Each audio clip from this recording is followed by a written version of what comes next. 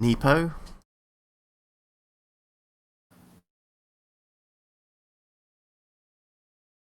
Live. As live as we'll ever be.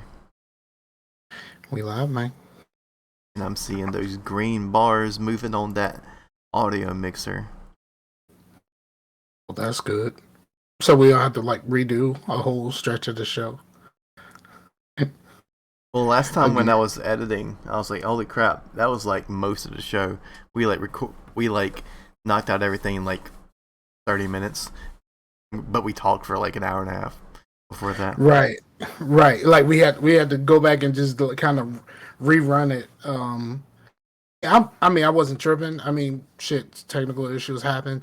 I mean, let's be honest about it. Like back in the day when we were just recording audio with Skype, like Skype would fuck up a lot. So we had a lot of issues in those days. There was one that where like you and Pimp were like making like a remix song. And, like it actually had a beat and everything. That was it actually didn't sound too bad, but it was just like Yeah, I started having issues with Pamela, the recording software, because I had bought Pam in the early days, and for some reason Pam was chopping and screwing my audio. Like everything I said, it was like yep. It was like everything I said, and so that's when we had to try to find alternative ways to record the show and all kinds of crazy shit.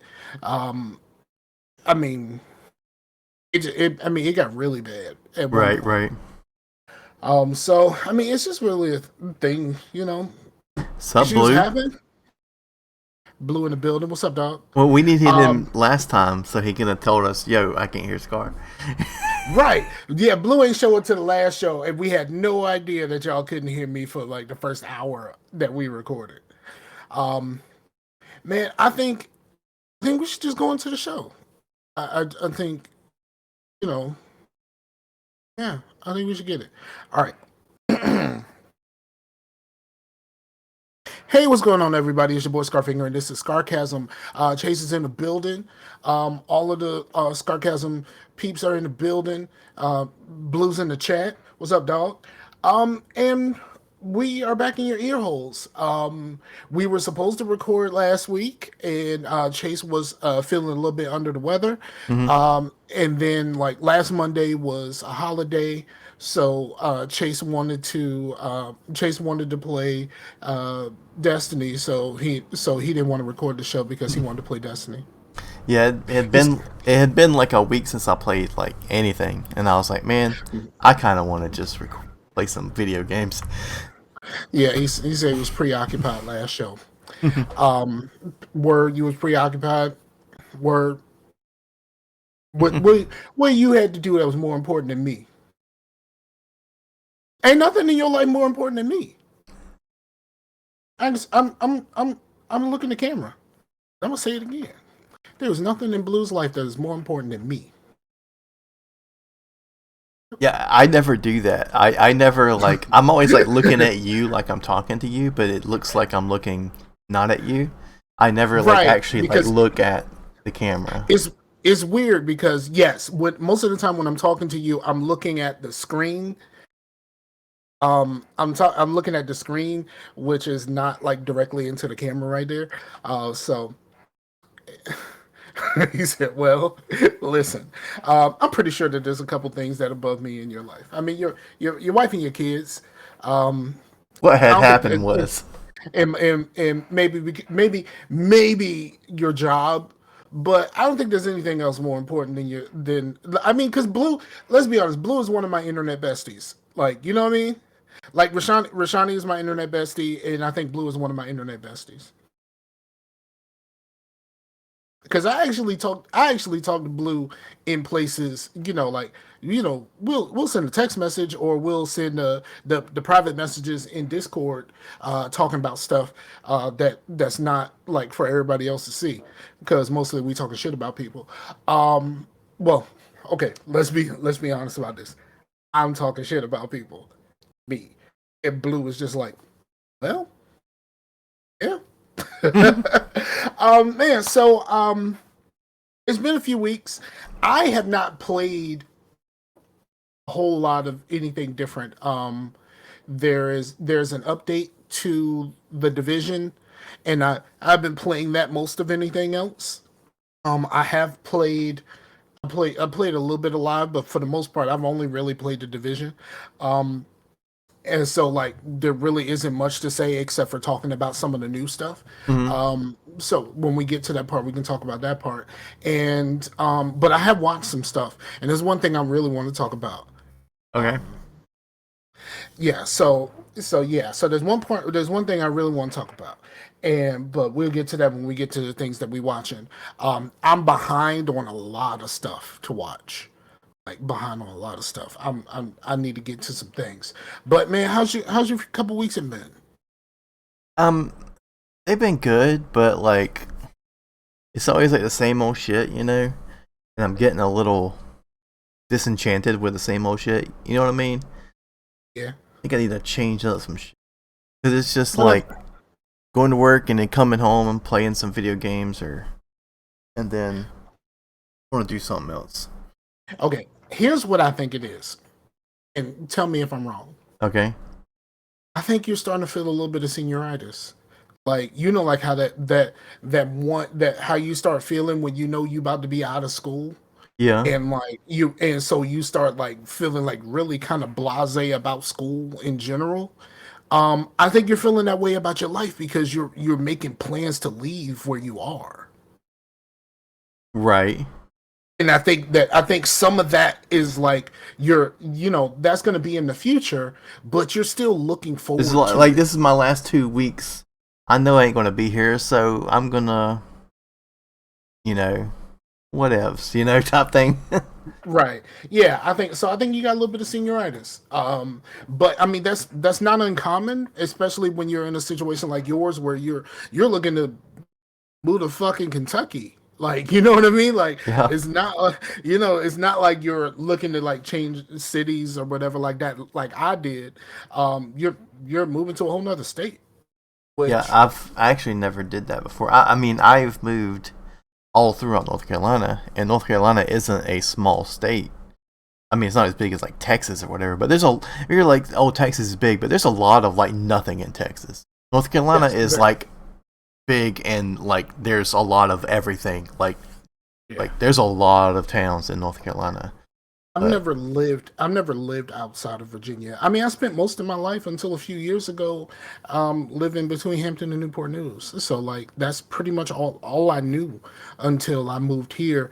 And the crazy part about it is um because I'm broke, there's still a whole lot about here that I haven't experienced. Like, cuz there's a whole bunch of like like tours and like take this boat ride on the river and all of this kind of like really kind of cool white people shit that I haven't been able to do because I'm broke. hmm um like she's like really fucked up because like the worst thing about it was like when I moved in on my own, like I was barely surviving, like barely surviving. And like there's things that I want to do that I just technically can't really afford to. Like I really want to get back into making more candles and really expanding my website and my reach and all of that kind of stuff. I just ain't got the money to do that shit because everything is more expensive now. Like everything is more expensive. I go to the store and just buy groceries for me, and like I don't have much in my cart, and it was just like $70. Like, how the fuck did this get to be $70? Like, you know what I mean? Like shit like that And is you just you don't really notice it per item if it's something that you just kind of don't really notice. But there's certain things that you sense they're maybe they were an item you only get one of, and you know exactly how much that is. And the one right. thing, I mean, I don't know if you eat a lot of guacamole and shit, but No, like the one but thing that I know how much was an avocado is because they priced them each, not by weight, and that like a couple of years ago they were always, which I thought was too expensive then, was $1 each, and now they're like $3.50 or something. Good grief. Yeah, I think for me it's like I'm going to the store and I'm buying the same shit. Like, you know what I mean? I'm replenishing shit that I had previously. Oh, my fucking fridge stopped working. And I didn't have a new fridge for like almost 2 weeks. Hmm. So like I had a lot of stuff in my fridge. Now I have a separate upright freezer. So I technically had to just go in and just fucking freeze everything. Right, right, Like right. I had to just fucking freeze everything because in everything that I could freeze, I had to freeze. So I didn't have a regular fridge. So like part of what happened to me a couple weeks ago was I went to the store to buy some of the same shit, but like of course I can't buy anything that I need to keep some that I need to have some left afterwards. So like I couldn't really like make a whole bunch of meals that I wasn't able to eat all of it unless I was willing to freeze it and risk the shit tasting different if I froze it. You know Yeah. what I mean? Like so like that shit happened. So I couldn't buy anything to like make meals. So I bought a lot of stuff that I'm just gonna eat. Like if I make this, I'm going to eat this right Well, now. You know. you were saying how like I think we were both saying it's hard to cook for one. So if you Yeah. do like make a big stew or a soup or something like that, you can put that in baggies and freeze. I didn't know you had a freezer, but yeah, like my parents would do that all the Yeah. time. Be like, "Oh, here's some soup Yeah. that we Yeah, made last year." but like, do you really want to do you want to really want to freeze spaghetti? You know what I mean? Like, I get the soups and stews and shit like that, but like spaghetti, like, do you really want to do that? Like, I if mean, I you could make it, try it and if I make a large like cheeseburger pie, like, is like freezing this really going to change it on the get back? You know what I mean? Because of course, all of this stuff tastes so much better like when it's before it's reheated. You know what I mean? Like just normal reheated, not necessarily frozen and then reheated. Like, you know what I mean? Like it's just stuff like that that was happening to me. So yeah, that happened a couple weeks ago. They finally got me a new fridge on Saturday, hmm. and man, listen, I was so happy to have another fucking fridge. Like I got tired of I had a freezer, and my freezer isn't necessarily the coldest. So like I would like I had to drink a whole bunch of like warm soda because like I could make ice, but like it took like so much longer to actually make ice. So like if I make some ice, put it in the little tray, I mean the little container that I do, but then like I would just that shit would go away like really fast because it's been I 90 fucking degrees here. Yeah, So like Blue that's was asking if I had a vacation plan, and like I mean, I definitely need one, like a real vacation where we don't have the kids and all that stuff. And but for one, that stuff is expensive, and two, I don't get PTO at my job, so if I don't work, I don't get paid. My job's a nonprofit, so shit, that sucks. yeah. Yeah, so you only really can take a vacation around tax time. Or we'll just go to the in-laws or something, and we'll kind of make the weekend in the 4 days, like a 4 day vacation, but it being I only have to take 2 days off. Right, I got you. I hear you there. I have not been on a real vacation in a extremely I long haven't been time. on a real vacation since I lived with my parents. Okay, like I've been I'm not a big spender other than like video games and stuff, and even then I'm still not a big spender. That's why I play PC. But still, like I don't know. Yeah, so man, so life has been interesting, but like when I talk to my therapist, right, which I'm going to tomorrow morning. I have my therapy sessions on Thursday mornings. Um, Here's the crazy part about talking to my therapist. I'm all right. It's just the people around me are fucking nuts. And like there's like a lot of stuff happening with the people around me. So like I spend most of my therapy sessions for like the last couple of months. Most of my therapy sessions are me talking about the advice and the help that I'm giving other people, and I'm running it past her to make to so that I can understand if what I'm doing is right. You know what I mean? Like hopefully I'm not giving nobody no bad advice. Well, But I'm pretty much I mean, I think I talked about it before, but now I've took away Twitter and Instagram off my phone.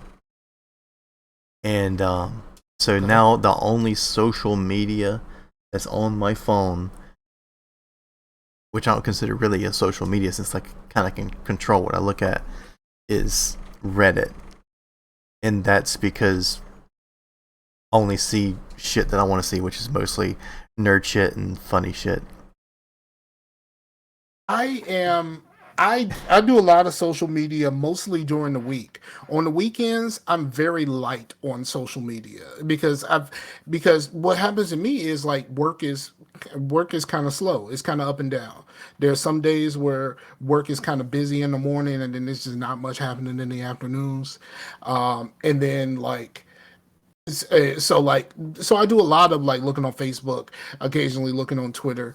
I've been on Twitter a little bit more. I've never been a big Instagram person. Like, and you know, people send me links and stuff to Instagram, so I'll go look at what I'm supposed to look at, and then I usually close Instagram. I've never been a huge Instagram Well, my person. Instagram wasn't the worst one because it was mostly stuff. There's a lot of bands, a lot of record labels, and I'll just see, oh, this is cool. There's a new variant of this record or whatever. But so it wasn't the worst one, Well, but I was just like, I well, just need to get rid of all of it, so I just did it. it depends on what type of person you are to whereas which one is the worst. If you are down for some fuck shit, if you're down for some fuck shit, and just you know, you one of those people that you love, like watching people go at it, and you like seeing drama and stuff like that, then Twitter is your guy. Hmm. You know what I mean? Twitter is your guy. If you want to see like people that you've known, pretty much most of your life, say some really dumb shit, like, and you're just kind of like okay, and but like, you know, keeping up with family and stuff like that and seeing what everybody's going on, saying your happy birthdays and all that kind of stuff. That's what Facebook is for, to me anyway. I have slowly transitioned to Facebook main. I'm a Facebook main. Which is funny, Twitter. like the Gen Z see Facebook more as like the Walmart of social media. Yes. My daughter has a Facebook page, and she sees it as the place where old people are.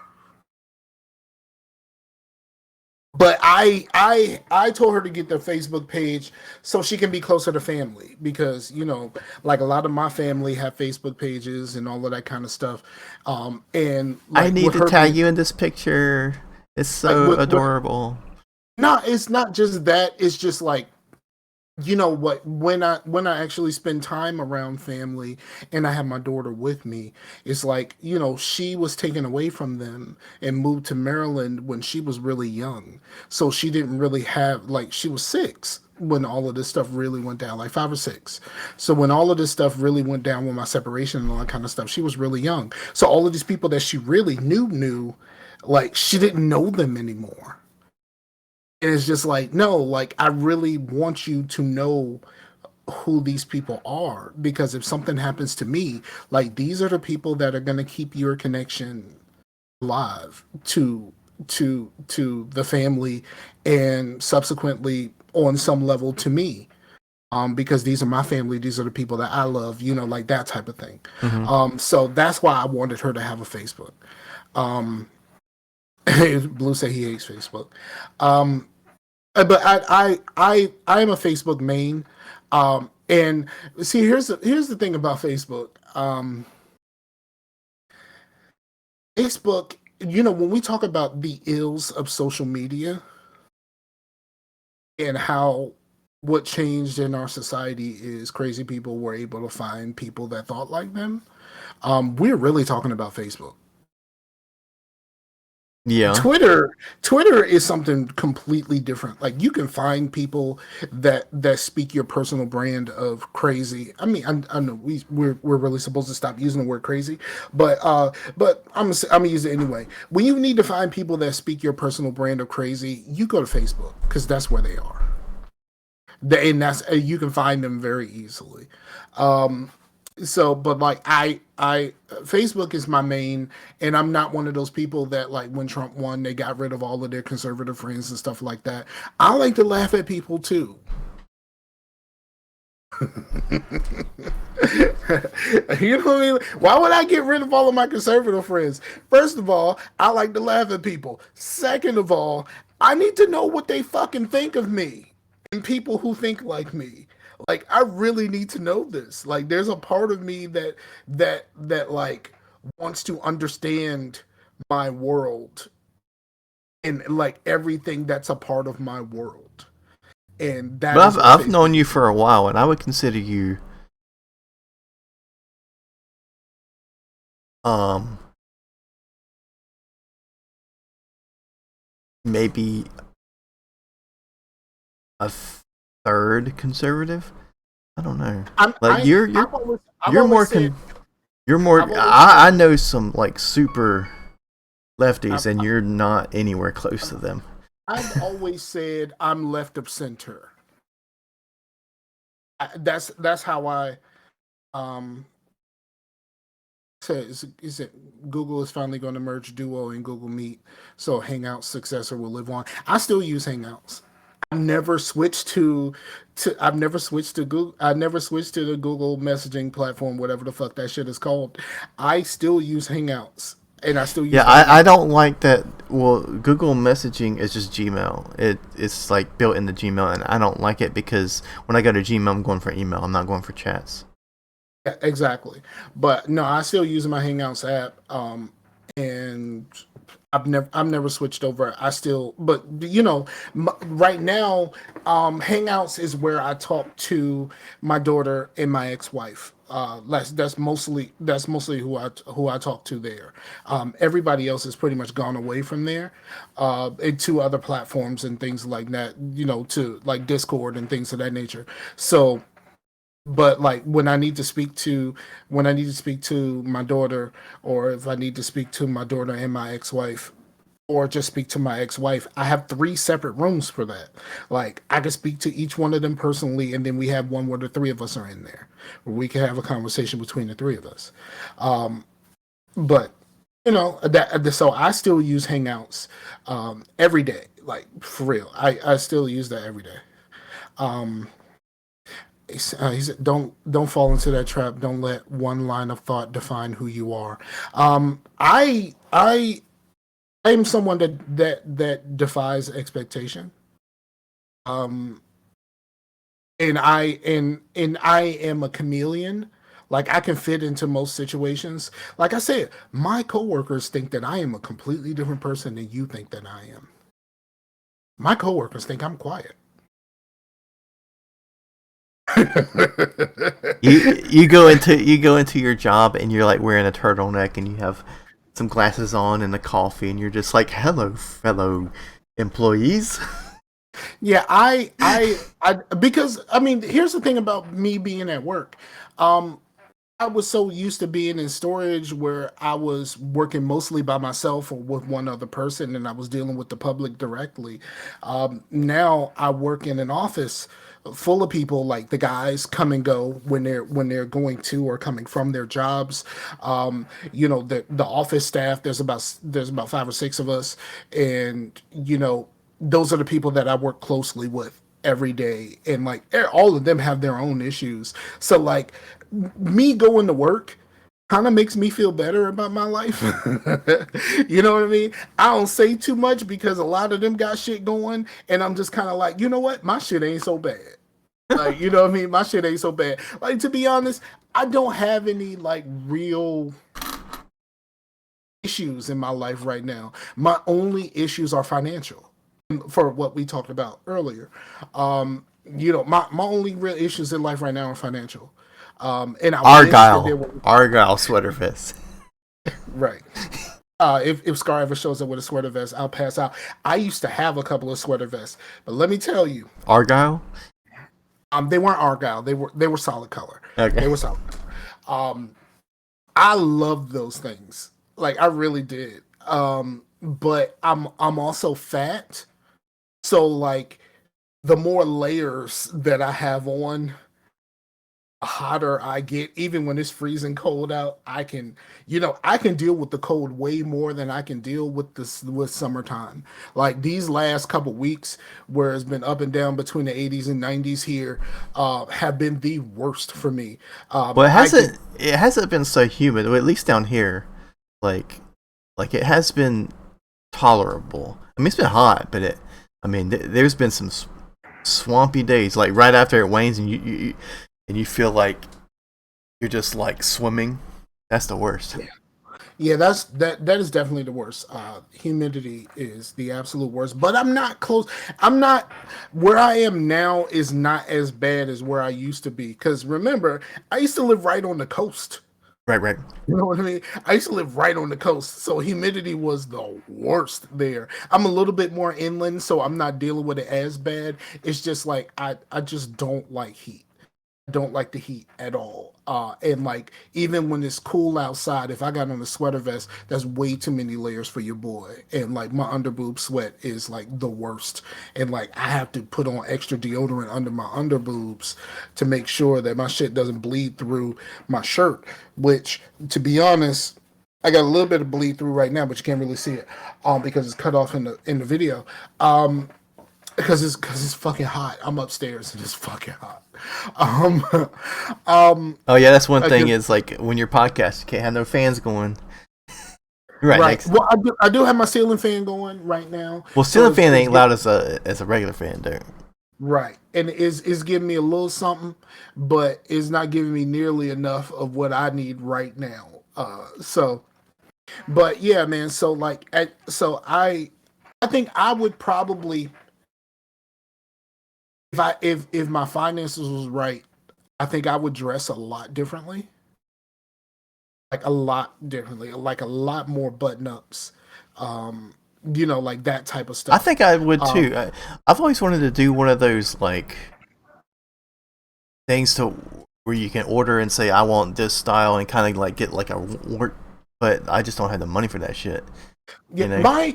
My cousin, his girlfriend, Stitch something I think it's called, was one of those stylists for one of the early ones, like years ago. One of the ones where you get your measurements and then you kind of tell what's the style that you're kind of into or whatever like that, and you get a monthly box of shit. Mm-hmm. Like she was one of the stylists that was actually working with dudes. You know what I mean? Like, so she, you tell her what your shit is and she'll go find it and, kind of put the box together and you get the shit directly from her. She was one of them people.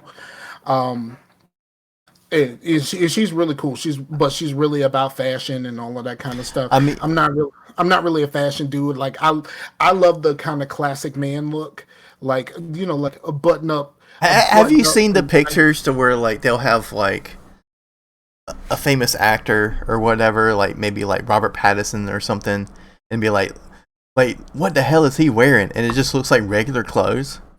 And You're like, it just looks like regular. Why can't he wear regular clothes? Yeah. Like, does he need to look like a fucking sparkly vampire every day? No. Like sometimes there's a picture of Adam Sandler taking his kids to his kids to school or something like that, and he's just walking with his kids to school, and he got like some sweatpants. He's looking kind of frumpy. He got sweatpants. He got a little jacket or whatever like that, and he looks a little bit disheveled, like he just woke up and just put that on so he can walk his kids to school. And people were just like, "Why does he look homeless?" No, he just look like a regular fucking dad. Like, you know what I mean? Like, he just look like a regular fucking dad. Like, I get it. The fact that he's a multimillionaire, like, doesn't change the fact that when he's not on, he's a regular fucking dad. Right, right. Now they're doing the whole thing about the short shorts for dudes. Have you seen this? Mm-mm. Okay, there's been a thing going on between Facebook and I know that my Facebook and Twitter and your Facebook and Twitter are two completely different places. So Well, I get some uh, bleed through. I mean, because I do follow different people. yeah, so is there's a thing going on right now about what they call hoochie daddy shorts, and basically, you know the motherfucker in high school that used to wear the soccer shorts all the time. It's just like, wow, those look way too fucking small for you, dog. But like, you know what I mean? Like the soccer short dude used to always wear those fucking shits. Hmm. Like, you know what I mean? Like those kind of shorts are kind of going back in style where chicks kind of want you to show a little bit of thigh if you a dude. And I'm just kind of like, nah, dog. If my shorts don't come to my knee, I'ma sag these bitches and make them come down to my knee. We are not gonna be. It ain't no thigh meat coming from your boy. Yeah, I've noticed that too. I mean, I've got used to it a little bit with some shorts to where my it would be above my knee a lot, but like in high school, it was definitely because I remember what brought this up was actually a thing about Fred Durst. There was like, oh man, I think this new metal style is going to come back. I was like, it just looks like Fred Durst is always dressed like a dude in cargo shorts. And that's the one thing, like ever since like 2015 or so, there's been like a war against cargo shorts. I was like, what's wrong with cargo shorts? Yeah, what the fuck is wrong with cargo shorts? That part I don't understand. I got a couple cargo shorts and they were fucking greatness. Um, I don't understand no heat. I don't I understand why. I did get some. This is a couple years ago. I was like, oh cool. I used to have a pair of these, and I bought me a pair of Dickies shorts. I was like, okay, well this is a little too much. They were like half down, like this is way past the knee. Right. It's like, but like what they're talking about now is like them shits. What's those shits used to be called? Back in our day when they used to wear those little shorts, they used to call what they were called Umbros. Was it called Umbros? Umbro? Was it called Umbro? Was the brand called Umbro? Well, Yeah, Umbro with the soccer shorts and Umbro shorts, like oh, 100%. Yeah, it's called Umbro. well, the I don't Dickies know if is that's how like you pronounce it. the villain. If the soccer shorts are the hero, Dickies shorts are the villain. They're like the complete opposite. But I think the Dickies Absolutely, shorts, the whole purpose of those is that they're work shorts. You don't, if you want to get down on your knees, you don't want your knees showing. You want something. exactly, yeah, exactly. So yeah, man. So the whole hoochie daddy shorts trend is going on right now, and I'm like, I can't roll with this. Ain't no thigh meat from your boy. That is probably going to be the show title, thigh meat. I think that's the show title. I mean, I don't know. If a well, dude all could right, rock man. it, if a dude could rock it, I'm a little. I could probably be a little bit envy. Like I wish that that I was um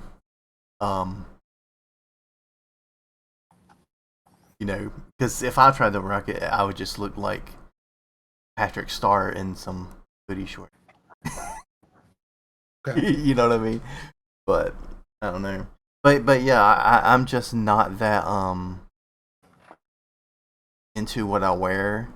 Like I put little effort into it. I used to in high school and in college, but late I mean in the past I don't 10 or 15 years it's just been t-shirts and basketball shorts.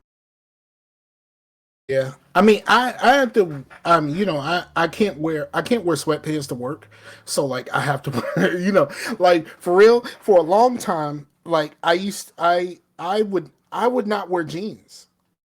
I did not wear a lot of I jeans. I never wore thought Amber likes me to wear jeans, but I've never thought that jeans were comfortable. I always You know felt like what? I need to get them off and put on something comfortable every time. Right, because it was kind of like, okay, so what you call it? We ain't talking to her. Um, there's a famous story, right, of Swiss Beats, the record producer, Hmm. meeting Michael Jackson, and Michael Jackson He gave Michael Jackson his first pair of Timberlands. Okay. Michael Jackson tried them on, and he was just talking about how like they just felt so heavy. You know what I mean? Like they like just walking, they just felt so heavy. Like you're just clomping around. Right. Yeah. So it was kind of like that Lugs commercial where there was the song that went with them walking, and every time they took a step, it was like din it, din it, din it, din it. That's kind of how you felt. I mean, I guess that's kind of how Michael Jackson felt when he was walking. It was just like every step felt like something. Like it shouldn't. Every step in these things shouldn't feel like something. I should just feel like I'm walking. But so but yeah, but that's how I felt about jeans. I just felt like jeans were just too heavy. like like for real, it was weird. um so I yeah, so I didn't wear a whole lot of jeans, and besides I couldn't wear jeans to work, so I stopped buying jeans. Like, you know what I mean? Like the jeans that I had were jeans that I've had for a long time, and jeans that I've had when I was a much larger person. So like all of my jeans were like size 50, like wide leg jeans, because I didn't like it rubbing up against my thigh meat. Um so like Well, we come up of age in our during the Jinko era, so yeah, I had some Jinkos, but I ain't had like the crazy Jinkos. I had the regular Jinkos, like the ones that were just kind of wide pants, and you yeah, just kind of go from there. yeah. I had some But over the shoe Jinkos, so yeah, I didn't have those. I didn't have the ones that look like motherfucking, I don't know what the fuck you call it, like the ones that just look like just a lot of fucking material. It was like that's a lot of material with some fucking pants. Like, calm the fuck down, dude. But I mean that was the thing. But like the jeans that I had previously, they were all like fucking huge, like really fucking huge. I mean, like, because I don't wear that size now. I lost a whole lot of weight in my lower half. Like my butt's gone and all of this kind of stuff. So like I'm down to like a size 40 in pants. Like for me, that is a huge fucking deal because I used to have to buy 50s. You know what I mean? So yeah, it's just yeah. So like when I got this job and I had to start buying pants, and like I had to go try them on because um really um they were talking in the chat. um I yeah, I had to like try pants on, and I'm just kind of like, this is weird. Like having to try on pants, and like it's like, oh shit, I don't wear 50s anymore, like trying on new pants and all of this kind of stuff. It was like really fucking weird. um So, but like, so now I finally wear jeans. But I noticed something hmm a few months ago, or actually, kind of, yeah, a few months ago, like last year. I bought some jeans, right, and the only size that they had the only pants that they had in my size were kind of like dude jeans, but they were stretchy jeans. I you probably wouldn't like these, but like, because I did once I got out of the Jinko phase, wanted pants that fit right, Mm. and to Straight leg, get straight leg. well, at the time, the only way to get ones that fit right, because everything was really baggy, was to get like more of like a skinny fit, right? And at Old Navy, they had a skinny fit that was also stretchy, and it wasn't skinny like these dudes like you see them, and it was like skin tight, like they're wearing girl jeans. It just seems like regular jeans. You know what I mean? It wasn't jeggings, like because some of these dudes be actually wearing jeggings, which Right, I think right. is fucking weird. Right, yeah. So, but the thing is that's weird is again, jeans are weird. Is that they're a little too small, but I'm still having to pull them up all the time. Like I'm, Yeah, I had that issue with my stretchy pants also, and I hated them when I first started wearing them. But once I broke them in a little bit, I was like, hey, I kind of like these, and the material was thinner. Mm-hmm. So that works out. That works out good for your boy also. And we are really having a conversation about jeans. I just realized that we've been sitting here talking. I don't know for how long about fucking jeans. Like, I mean, we could just like move over to CRISPR, so talk about genes, gene therapy. No. No, I have to talk about jeans a lot on the other show that I do. So I don't want to talk about jeans here because the Return of Oswald podcast, we're now doing Orphan Black. Okay. So I have to talk about jeans quite often. Nice.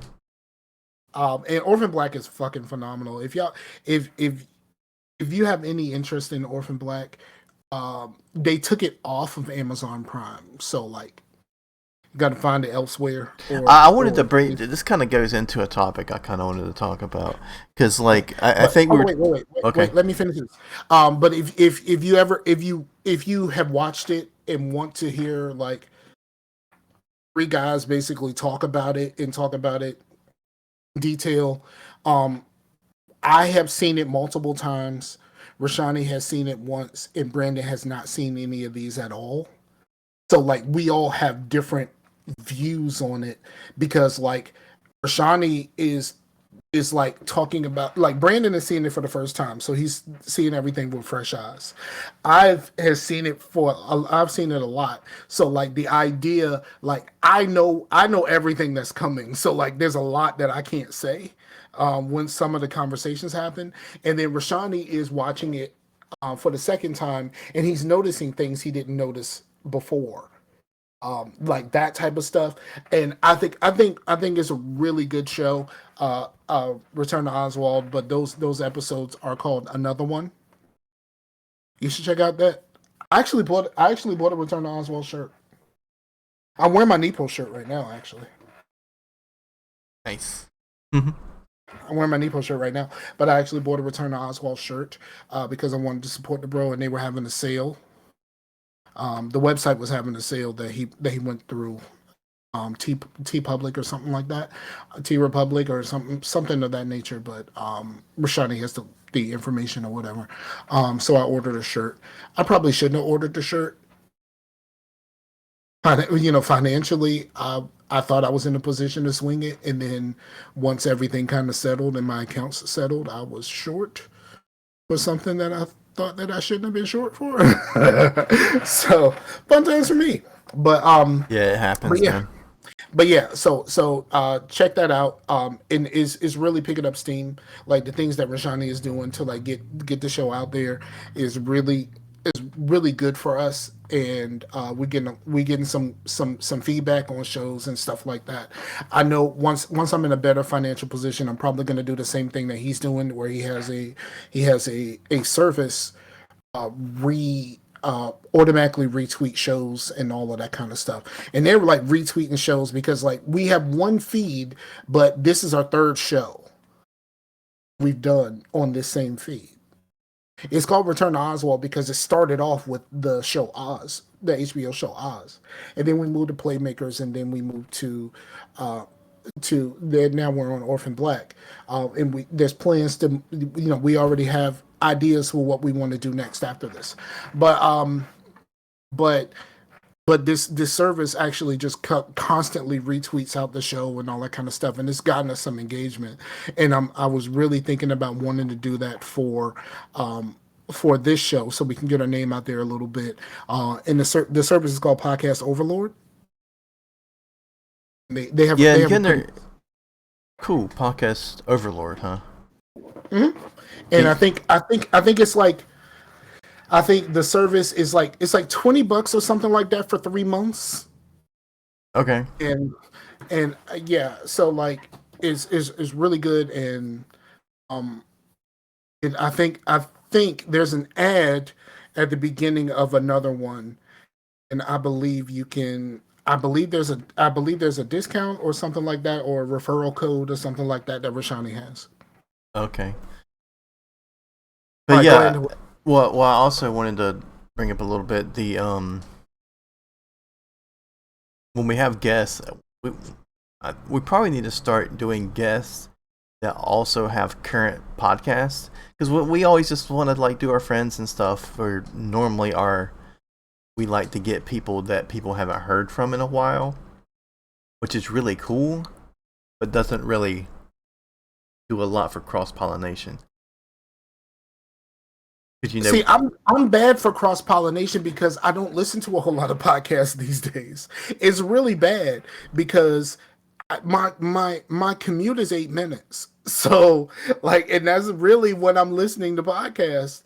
I don't really listen a whole lot at home. I do a lot of YouTube when I'm at home. So I don't really listen to a whole lot of podcasts. So like all of that stuff pretty much has to come from you because it can't really come from me because I can't listen to a whole lot. I don't listen to a whole lot of podcasts either. I just have a few. I mean, my main ones are like, I have Chaffee's, I have PSVG, I have Rojas's podcast with trees. Okay, that was disappointing. But I felt like I was going to sneeze and it just went away. Okay, yeah, that sucks because here's the problem with that. Whenever you feel like you're gonna sneeze and then it just kind of goes away, then when it comes back, it sneaks the fuck up on you, and you're just like, "Fuck, man! I didn't mean to sneeze into the microphone, and now my fucking microphone." Yeah, because I can pause. I can mute disc or mute OBS, and you will hear it, but they won't hear it. So sometimes I'll do that, like if I'm coughing or if I'm eating chips or something, I'll mute the OBS. You guys think I'm being an asshole, but I'm actually being good. But yeah. But anyway, the thing I wanted to bring up is that you were talking about Orphan Black and how it's not on Prime anymore, and I was noticing.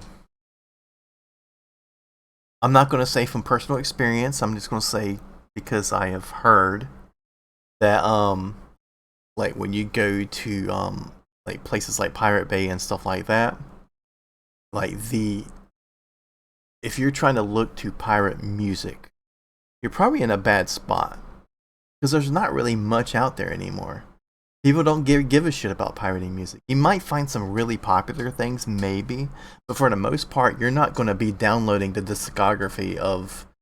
There's too many streaming services. Right. But there's too many good streaming services that have pretty much killed music piracy. Which is like, you can pick whichever one you want, Amazon, Spotify, YouTube, it don't matter. They're going to all, even Tidal, they're going to all have pretty much mostly the same thing. Give or take a couple of exclusive things, but it's mostly, you can get Spotify and have pretty much every music that's ever been released. Yeah, even some local bands that have. My nephews are rappers who can find their music on these streaming services. Right, but if you're looking for freaking movies, you're looking for The Mandalorian, you're looking for Stranger Things, you can find that shit in pristine quality in a thing that looks like a legit website to where you're going to go watch a movie. It has the titles and everything and reviews of the movies, just like it looks like a legit site, and it's totally a pirate site. And that shit is booming because the movie industry is so far behind the music industry on that shit, because there is no service that.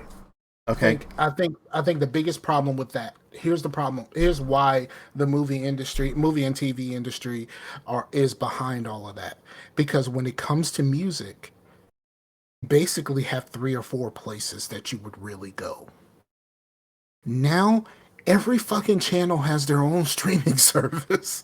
Like, you know what I mean? Like, every channel pretty much has like their own streaming service. Like, you got the Netflix stuff, you have Hulu, you have Disney Plus, you have Amazon, you have the Paramount shit, you have, like, you know what I mean? Like, everybody has their own shit, and it's starting to it's too fucking spread out to whereas like yeah, if I really want to see everything that I need to say and everything I need to see or everything that I want to see, like I gotta have a lot of different services, and at that And it point, still doesn't have everything.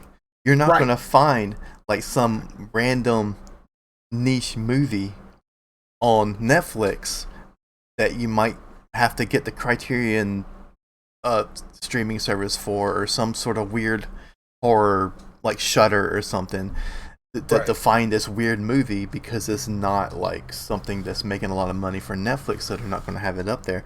And but on Spotify you can find like you just said, your nephew shit, because there needs to be like companies like say Netflix or Amazon or Hulu, and being like, okay, we're all pretty much the same thing, and we welcome everything to have it, just like Spotify, or else. That's that's why I thought that Disney fucked up when they bought Fox.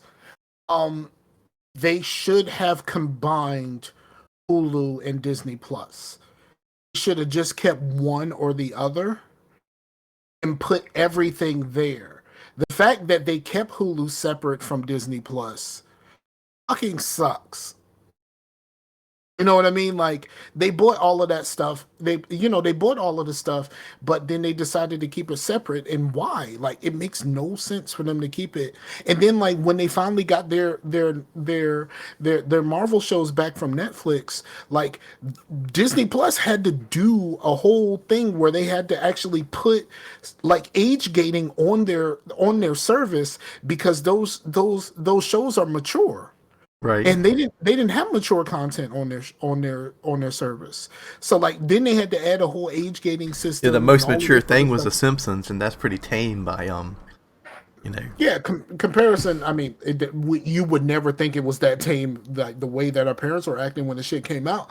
But, but, but like I mean, like people look down on the Simpsons, and then like South Park slid for a long time. um, but yeah, I think there needs to be some sort of consensus in consolidation of all of these streaming services. I guess a lot of these people saw what Netflix was doing and was like, well, we could do our own shit. We could take our shit I off of mean, Netflix and yeah, but like Spotify has been $9.99 since its conception. Netflix right is continuously raising the price, and losing more and more shit. and then wanting to like charge you for sharing passwords and stuff. Make a family sharing thing. Come on. Yeah, I mean, fucking Xbox is gonna do it. Xbox is gonna do a Game Pass sharing family plan. Right. Um, because right now, I mean, me and Pooh Bear game share. Did you know Uh, with Spotify, if you get the family plan, which is $20, it's double what the regular thing is, but you get six different profiles. I pay for the YouTube Premium, and I think I have 5. Okay. Yeah, but right now it's only 3 of us on my YouTube thing, and that's me, Pooh Bear, and my ex. We all have it still. I mean, I never took my ex off of it because me and my ex are still cool, and I still have 2 more that I can use if I really wanted to use it that bad. Like that type of thing. Um, and like me, my boss uses my Amazon. Hmm. And Yeah. like when it was time to pay the shit, because we pay for a year in advance. When it was time to pay the shit, he just gave me some money for it. Me, him, and my cousin, we all went in on it to split it. Yeah. Yeah. It's just. I mean, it's so crazy. It's so big. Like movie and music or TV piracy is so huge, and music is like it's easier just to buy this shit than to try to wait freaking 24 hours to download a Metallica album. I mean, right? Yeah, But yeah, it's it all is. about and that shows to me it's never been about trying to get something for free. It's Did you always did you, been did you about hear about convenience. the shit where Metallica tried to do some sort of live stream and they got the DMCA strike on their own shit? No, but that's hilarious.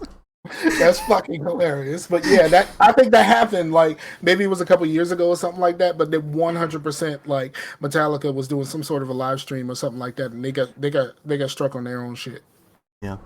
But yeah, it's never been about money. People will pay for convenience, right?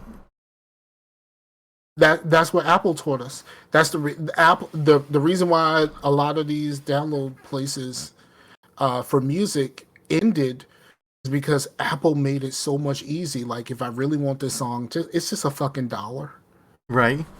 You know what I And mean? dude, It's easier for me to download this shit for a dollar than for me to wait they went 24 in fucking so hours. hard on Napster, like it's going to like destroy everything, and I was like, okay, is it really? I mean, I just waited a whole day to get this song in 128 bits that sounds so swishy. When you're hearing a cymbal, it sounds like really that's going to destroy the music industry. This crappy freaking quality music, you know. But So yeah, in like, so I didn't even know BitTorrent was still a thing. it is I got off that train. I got off that train a long time it is ago. for I movies mean, and TV because I think they're just so far behind. But the I weird thought most people switched to like Fire Sticks. well like Cody and stuff. Yeah, But I think some people do. But I mean, you gotta torrent it first, right? To get it going. But I mean, I don't know. I don't know how that stuff works. I heard the Kodi for Xbox doesn't work anymore. I don't know. I had a 'Cause buddy. you used to be able to put Kodi on your Xbox, and apparently it doesn't work anymore. Mm, I think I used it like once. but but yeah, uh the one thing that I can say that music has over movies and TV is the fact that music, that was the whole thing, that why is Metallica going off about this? Bands do not make their money off of CD sales and record sales. They make it off of merch and concerts. Movies don't have merch and concerts. I mean, they may have a little. You might can find like a Stranger Things shirt at Target, but that's not like their main thing, right? Movies have box office, and that does sell a lot. That's where most of their money comes from, is the box office. So if they're going to combat that, they need to stop this exclusive video on demand stuff. You know, every movie needs to go to the box office, not release on a streaming service first, because I think when the pandemic hit and movies were releasing directly to the streaming services, I enjoyed that a whole lot more because I hate going to the movie theater. Right now, I still haven't seen Doctor Strange, and I really want to. I just do not want to go to the movies. I just don't. yeah, I mean, I get that. I liked it. I like it too. But I'm just talking about like a business standpoint, to where if they want their streaming service to combat piracy, they've got to get a revenue make the streaming service cheap and have it have everything like Spotify, and have your revenue be your concert, your movie tickets. You know. Right.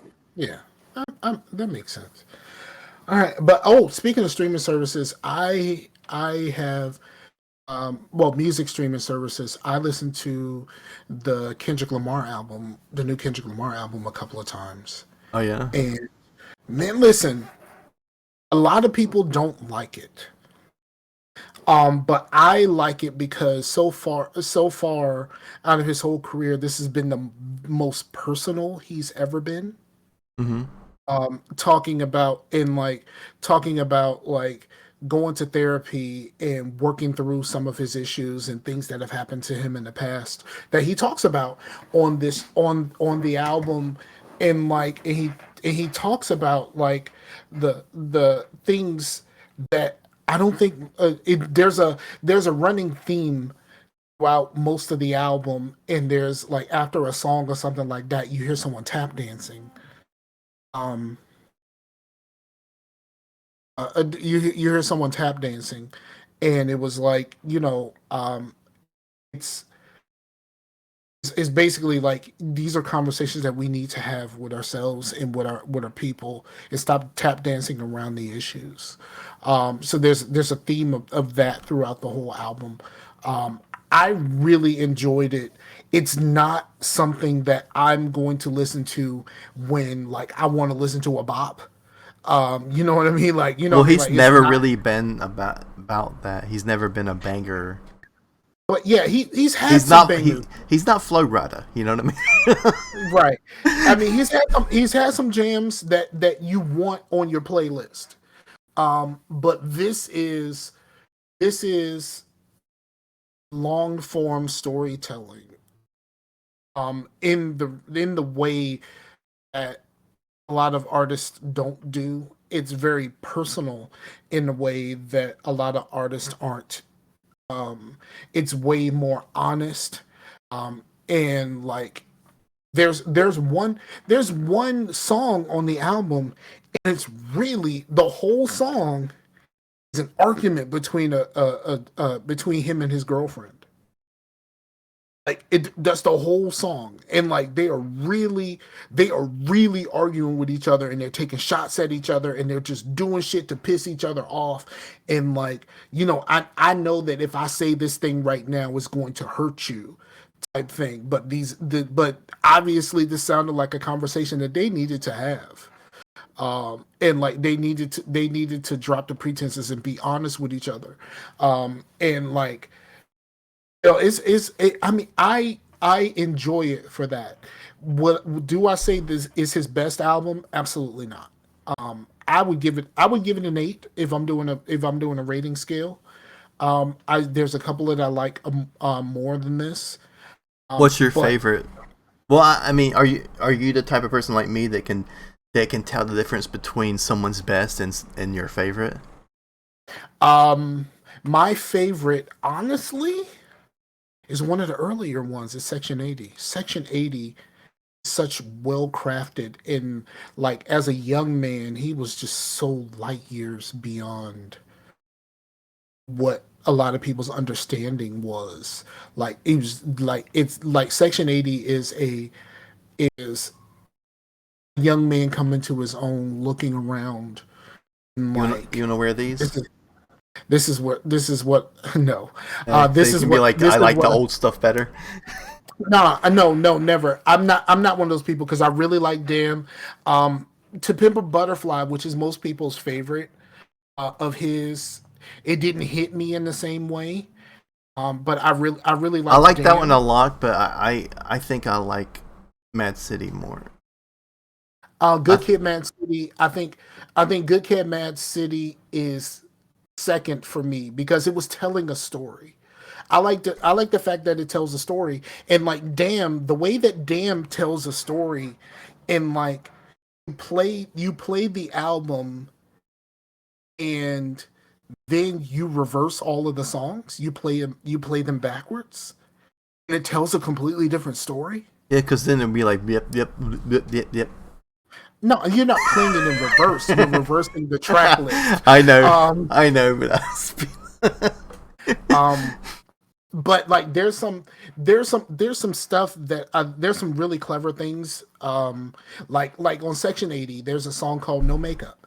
hmm And it's about um a guy asking if his girl, do you mind if you don't wear makeup today? But it seems like a lot of people with a lot of different um voices asking, um if it, a lot of people saying the "do you mind" part, and like you don't really notice that a lot until you get to the end of the song, and she speaks about the no makeup thing. Is like she goes like, what he doesn't know is I have a black eye, and then he says continued 11, and you're like, what the fuck? And then you get to track 11 and you realize that she's a prostitute on the side, and that's part of why she's wearing the makeup, because in the part of being a prostitute she was assaulted.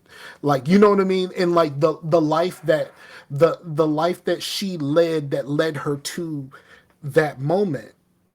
And like, like there's like things like that, and it's just uh like I mean that's where I say, like, I truly believe that Kendrick Lamar is one of the geniuses of our time. That's the reason why he's the first rapper to have a Pulitzer. He won a Pulitzer for To Pimp a Butterfly. Actually has a fucking Pulitzer. Like, you know what I mean? Like, that's crazy. But I really enjoyed this, but it's introspective. It's not a bop. And I think that's Yeah, what a when lot you of were people. talking about Damn, it's been I haven't listened to that in a really since that year that it come out, and that one definitely has more turn up type songs. And Yeah, it has a few. But then there's also the songs that make you think about some things, and there's a couple of things there. Like he constantly makes you think. And and another thing, I started, I watch a lot of people doing reaction channels and stuff like that on YouTube. Mostly a lot of reaction music reaction channels, and I found a new one, and it's this guy. He is a jazz pianist. mm-hmm. That's always fun to say. He's a pianist. Um, and I'm trying to find his shit right now so that I can tell you his name. But I love his insights into music, and like one of the crazy things it's called Music Shed. Um, and one of the cool things about him is he's always doing his reactions with a keyboard in front of him. And some of the cool things that he does is like he's like pointing out like the chord structures and things of that nature. And like he can listen to a song, and while he's listening to a song, you can see him kind of fiddling around, and like he figures out how to fucking play the shit like right there on the spot, just like listen to the song. Now, we'll tell you, Music Shed, he pauses a lot.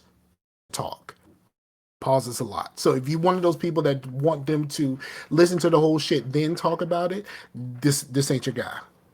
Mm-hmm. But I really enjoy him, and there's a lot of things where there's a lot of times where he will like the episode would start, and like right at the beginning of the episode he just plays something, and he's just playing on the keyboard and just kind of like playing just anything, and he's just kind of just enjoying himself.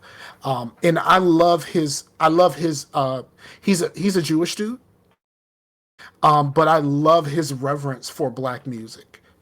Um, but he listens to a whole lot of stuff, and he does these things where he'll do like what's called a five by, where he will listen to five songs by an artist or a band.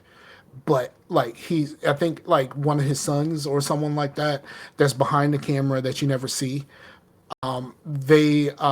They will pick songs like over the course of like a band or an artist's career.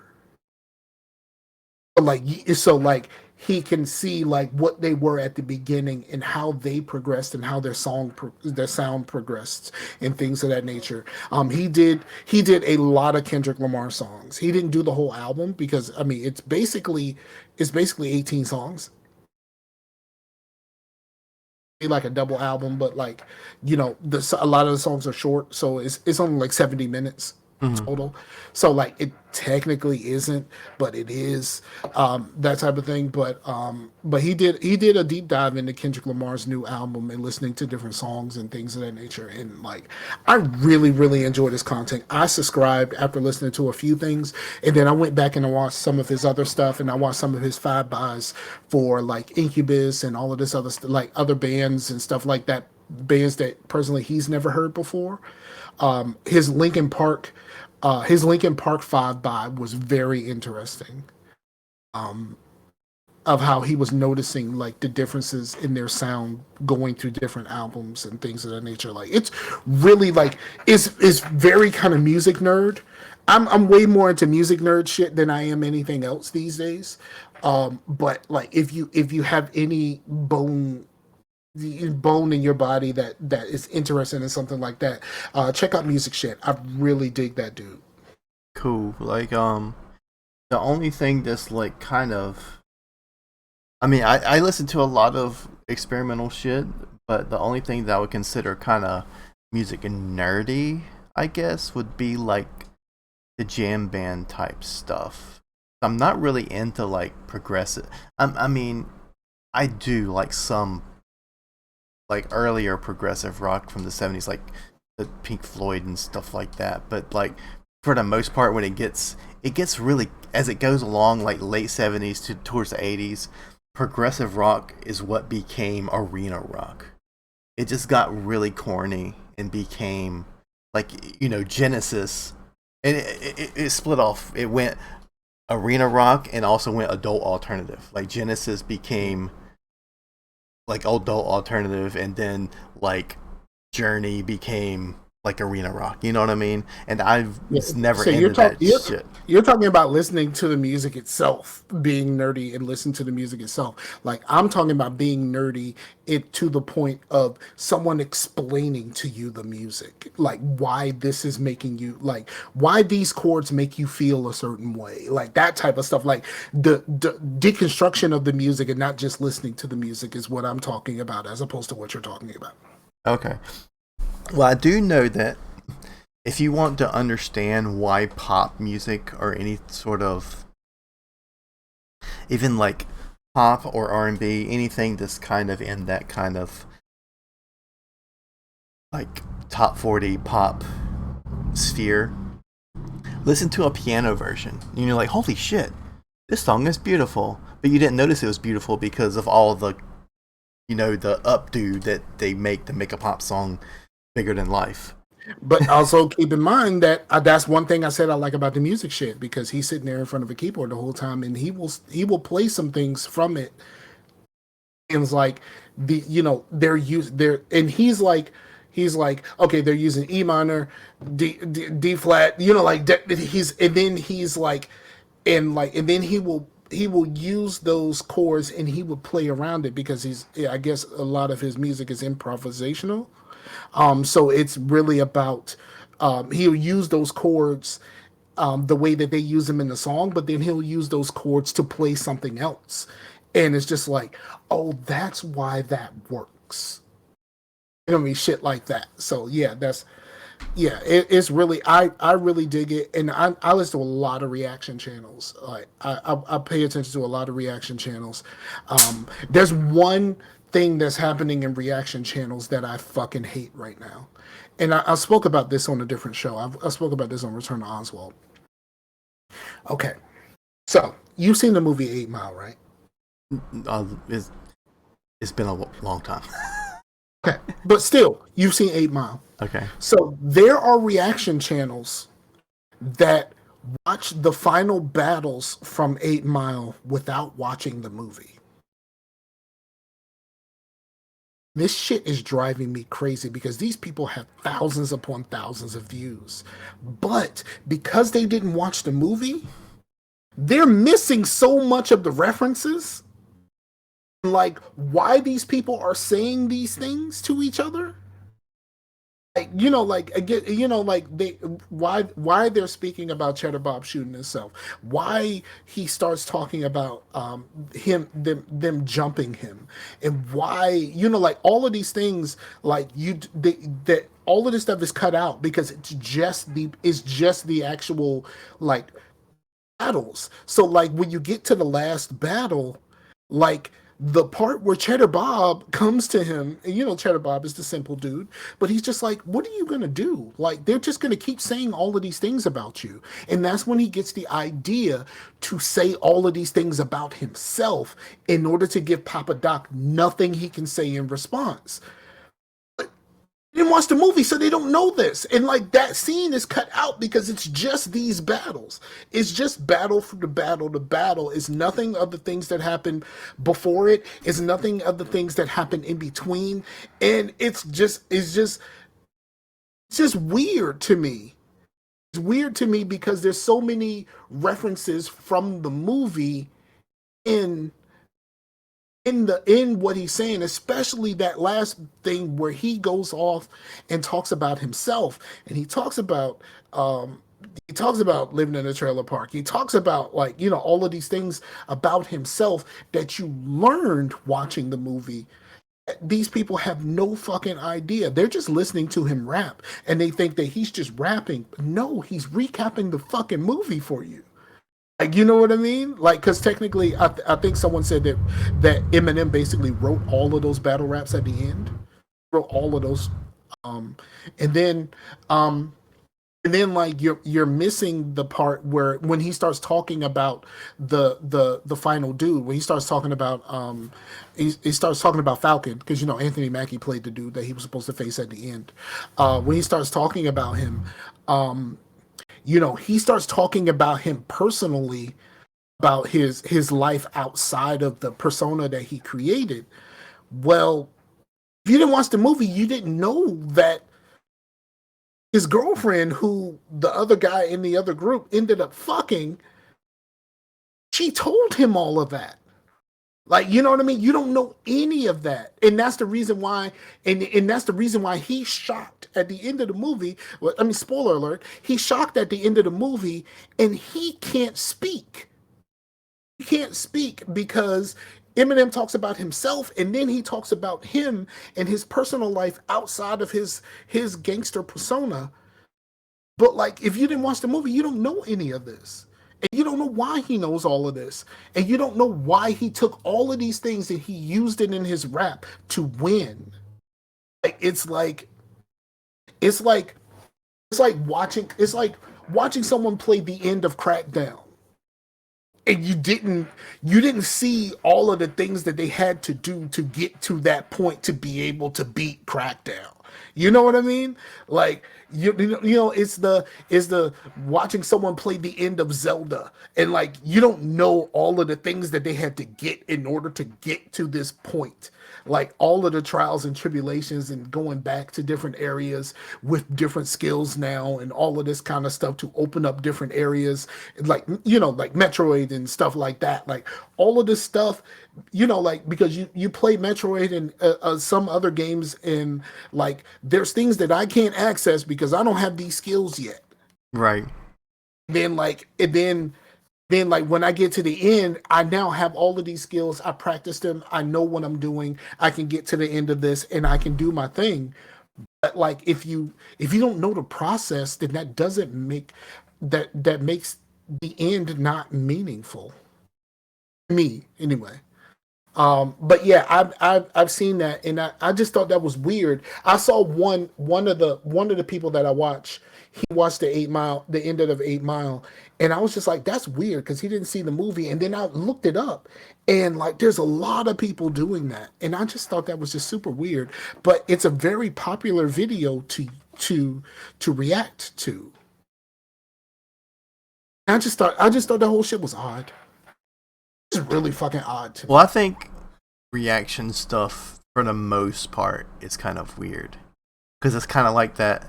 I remember there was I think it might have been Jimmy Fallon, one of those Jimmys that has a talk show. Well, I remember around 2013 or so there was a bit that was making fun of like video game videos on YouTube and stuff, being like, oh, you know, you're not playing the game anymore, you're just watching it.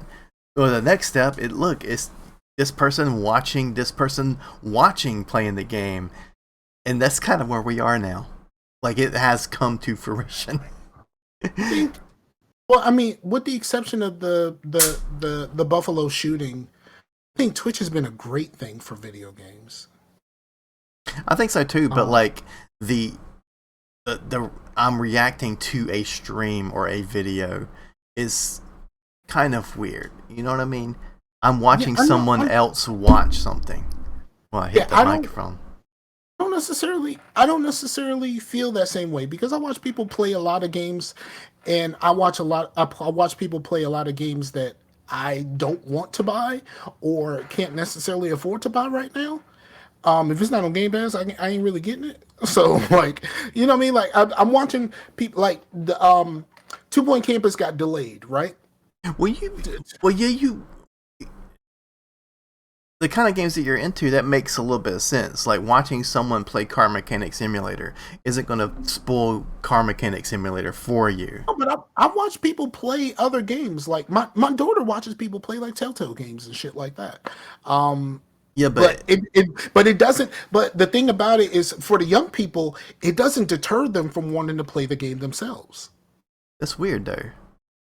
It doesn't deter them at all, and I think that's just I think that's just a difference in the generations, because Because my if daughter watched someone play the True Colors. What's the game? True Colors, oh, Life is Strange. Life is Strange, True Colors. She watched someone play that whole fucking game, and guess what? For her birthday, that's what she wanted. Hmm. But she wanted to play it herself. Right. Well, she can make the decisions herself and stuff. Do something different than push. And she could do things a little bit differently, and all of this other stuff. And like I think I'm just I want to do things blind. Like I never rented movies I've already seen. You know what I mean?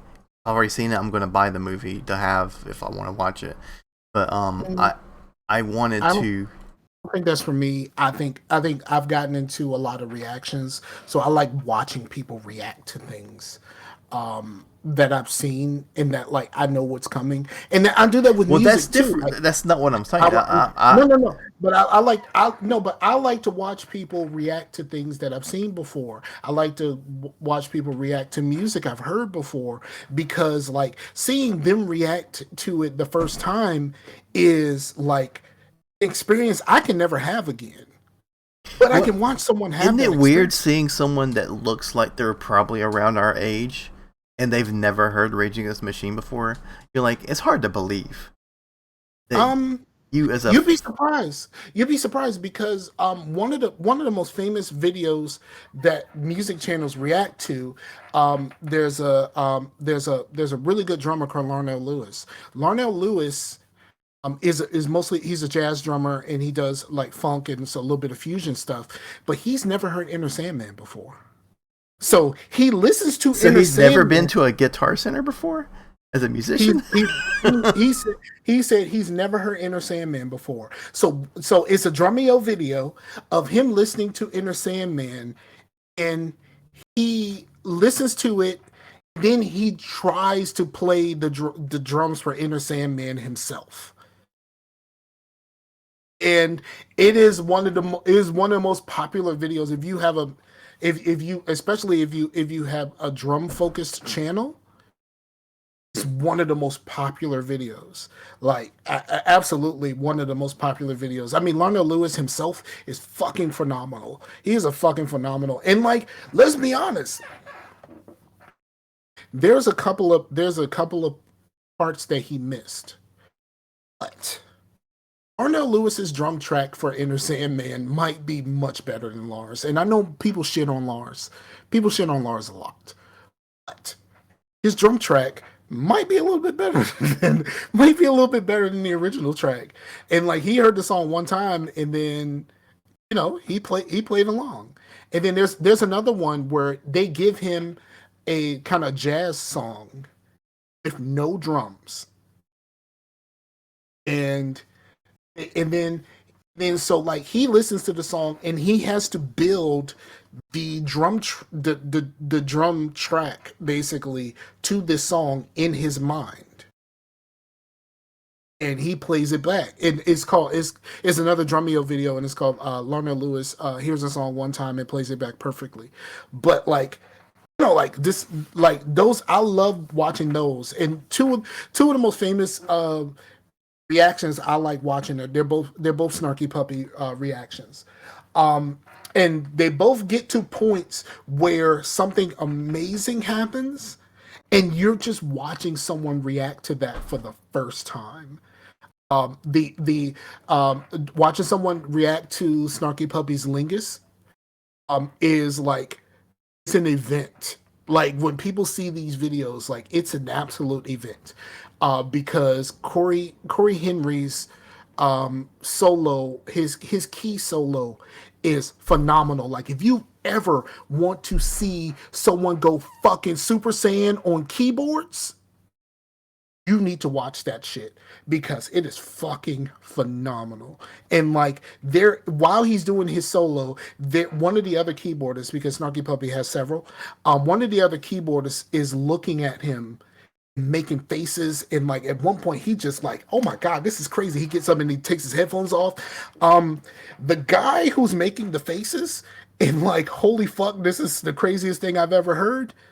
The guy's like a 6-time Grammy winner. Like, you know what I mean? Like, and that, and Snarky Puppy with Layla Hathaway's Something, because Layla Hathaway has this skill that not a whole lot of people have, where she can sing a chord herself. Like all like more than one note at one time. She can sing a chord, and like there's watching someone react to that, and the first time she does it, you get that. Wait, what just happened? So she sounds like she sounds like a Turian. It's crazy, but like she has this ability, and like watching people react to that is like the best thing ever. And there's a lot more that I really like watching. But like if I see someone reacting to those things for the first time, I absolutely cannot stop myself from watching it because I can never experience these things ever again. Well, maybe we should do some reaction videos that you bring to the table some stuff you want me to react to, and I bring to the table some stuff I want you to react to, and it won't be a part of the podcast. It'll be strictly YouTube. I would be down for that. Like, can we, like, do we have something where we can play like a video? Yeah, in Discord, and then I can just also have it in here because it would be on. I'd be doing the same thing I am now, like. Because if I share my screen, it will also pop up here. Yeah, definitely. That's definitely something that we can do, and we can do it like, if we try something like this, we can do it on like an off week. Mm-hmm. Where like you gather some things, I gather some things, and then we can figure this out. I would definitely be willing to do that. I would love to do a reaction channel, but the thing is, like, most of the stuff I've heard before. There's someone that I watch his movie reactions.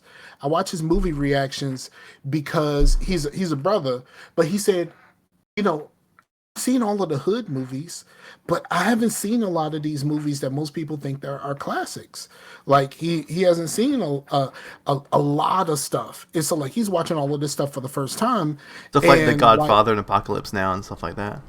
Yeah, and it's not even just that. Like some of the Marvel movies, Harry Potter, like all of this stuff that was not really considered hood movies is like stuff that he's never really seen before. So like his channel is blown up because one, he seems really fucking personable. Right now he's in jail. I think he's supposed to get out like tomorrow or something like that, but he's been in jail for like the past like month or so. But like watching his videos is like a joy because like he wasn't in on all of this stuff, and now he's watching all of this stuff for the first time, and like, I really enjoy. I very much enjoy watching people experience these things. Like the one of the coolest videos is like people watching T-Pain's Tiny Desk concert. Mm-hmm. Because it's the first time that most people have heard him sing without auto-tune. Right. And like they're like, holy shit, he can actually sing. You know what I mean? Like, it's like, really? Like, holy shit, like he can actually sing. So he doesn't necessarily need the auto-tune. He is, like he's always said, it's been a tool. But not necessarily anything that he needs because that guy can actually really fucking sing. Like things of that nature. I think that might be one of the things that I use. You've never seen that, have you? Yeah, I have. Okay, then never mind. Then not that. But yeah, I think I definitely can think of some things, and then you can think of some things, and then we can work that out. And I think what we would really do that day, I think it might be a good idea to record separate videos for each thing. Well, if you want it, instead of it being live stream, we could record it and then have it be a premiere where we can be in the chat. Yeah, definitely. I'm down. I'm down for some shit like that. I really am. Like we talked for like an hour and a half, and like we didn't really get into much consumption. Do we really want to do consumption? Because like you've been playing Destiny, Well, been playing Division. yeah, I have. Well, let me look at my Steam. Cause sometimes I have to remind myself what. Right. We'll do consumption, but we're gonna do it really fast because yeah, it's really just been Destiny. But like movies, I did. There were some things on consumption that I didn't get to last time because we were kind of rushing through shit. But I saw the newest Scream movie. How'd that go? I actually really liked it a lot. It. You know how each I love the original. Someone told me I should try the TV show. Well, you know how it's always been sort of playing off itself. Like the original is, of course, playing off the horror movies. When then the sequel is basically has tropes of being a sequel on purpose. And then the third one is sort of not good, but it's sort of not good on purpose because the third one is always not good, you know, type thing. And then when they came back, it's always been purposeful. And this one is what you would consider like the new what they would consider a requel. It's like a reboot, but also a sequel. And they make mention of that like there's, you know, there's a lot of links to the originals and whatnot. And Skeet Ulrich is actually in the movie, but kind of in a kind of weird way. But it's pretty cool. And what happened to that dude? I think it was just Scream. That's the only thing I've ever. Holy crap! He was. I just looked on my thing. He was in Teenage Mutant Ninja Turtles. What did he play?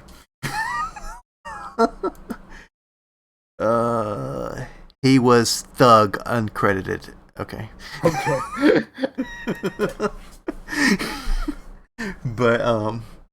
But anyway, I liked it a lot. I don't want to like spoil anything too much, but I would say one thing is that a large theme of it is kind of topical in today's media, I guess, which is toxic fandoms. Okay. Thank you.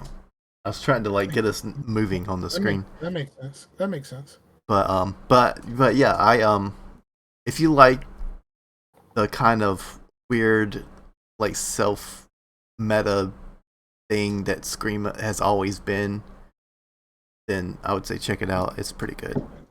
Toxic fandom is one of the things that I am consuming. My consumption things. Oh yeah. I've been watching Obi-Wan. Obi-Wan is fucking great. I'm not even a big Star Wars guy. Like I like the movies. I don't, you know, I'm not like I always say. I didn't grow up with this shit, so I don't have the same feelings about it as a lot of people have. But Obi-Wan is fucking great. They released 2 episodes on Friday, and then they released the 3rd episode today. We're recording on Wednesday the 1st. So they released the 3rd episode today, and holy fuck, is this shit great? But one of the main characters is an Inquisitor, and she's a black lady, and she's been getting a lot of hate and a lot of like people say really fucked up things to her. You know, basically she's the main character and she's black, so like she's going basically through the same things that like the Asian lady in the sequels went through. And like a couple of other people, and like, you know, fanboys of any kind can get completely the fuck out of hand. But I think there's you know how like when they do a Venn diagram it's kind of like this. I think it's more like, you know, like the 5% crescent moon Venn diagram. Yeah. I think that is fandoms and incels. It's like Yeah, there's like I don't. the crescent moons of like that aren't part of that, but it's But I don't get the Star Wars fans, and I don't get Star Wars fans being racist because, like, you know, your God of Star Wars, George Lucas, has been married to a black woman forever. Forever. He's been married to a beautiful black woman, and they have a great fucking life. And like the fact that this lady is a black lady in Star Wars doesn't do anything. Like it's like, this character could have been anybody, right? This character could have been anybody. They made her a black woman, and you know what? Oh, I just don't understand like this lady getting all well, of these isn't that messages. the whole thing? It's like I thought the whole thing is you didn't want people to change characters that were already established characters to something to fit a narrative. But when you made I new mean, characters, it's still the issue. So right. So that means that the problem wasn't the fact that we changed the characters. It just means that they're mad that the characters are black. Like, if I change a character and I make them black, and you have a problem. If I create a new character and they just happen to be black, you're still upset. So that your problem is black. yeah. So, but that's been really really stinking good. And like I said, I am not a huge Star Wars fan. But I it's enjoy these things, but I am enjoying the shit out of Obi-Wan. And if you have not watched it, watch episode 3 as soon as you possibly can. As soon as you possibly can before you get spoiled, because there is something major that happens in the third episode. I am talking major. Like the most awesome thing, that one of the most awesome things that you could think of in Star Wars happens in the third episode. And watch that shit before you get spoiled, please. well, I don't really have too much of that problem since I'm pretty much on a social media blackout. But I'm definitely gonna watch it. I'm super interested. It seems really good. I mean, I haven't watched Boba Fett, but I've liked pretty much all the Star Wars shows, like The Mandalorian and stuff. I think they've all been absolutely fantastic. So, and what I've heard is this is no different, and I'm completely down for it. And I like that Ewan is back playing him. It's super cool that he is now like the age to where it makes sense. You know what I mean? Like, And they brought back Anakin. oh yeah, He is Darth Vader. He's not the one in the suit, but they're in. And I mean, it's not really a spoiler, but there's early scenes of him, that he's not in. He's not all the way in the suit, um, and he has all the makeup and stuff on there. But Hayden Christensen is under there. hmm.